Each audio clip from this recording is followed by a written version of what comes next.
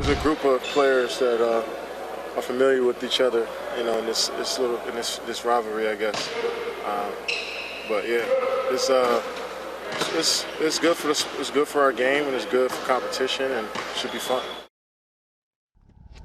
That was Kevin Durant on the rivalry between the Cavs and the Warriors, with as much movement as there is in the NBA between the players moving teams, coaches moving teams, a lot of moving going on in the NBA. Is this the best rivalry in the NBA because of the core group of the players on each squad? Historically, absolutely not. But right now, if you say there's one better, then you don't have much to stand on. They've gone to the last two NBA Finals against one another with an incredible amount of storylines for both the 15 and 16 NBA Finals.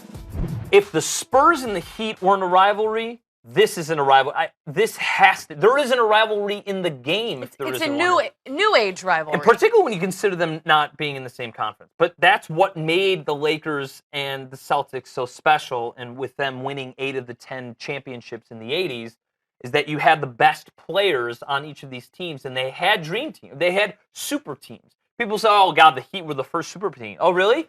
McHale, Parrish, Bird, Ainge. Yeah, that was a pretty good set. I mean, and then you look at the same thing with the Lakers, with Jabbar and Johnson and Worthy. So what we're seeing here might not be a rivalry by definition, which is, by the way, an opinion.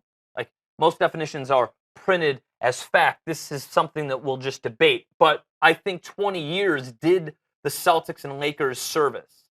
So let's be 50 years old, look back, and this will probably be perceived as a rivalry. Certainly, if there's another final, odds are that we'll see one or two more. The key players on both of these teams are under contract, assuming the Warriors and Durant and Curry, or at least Curry, feel as if their marriage should stick together.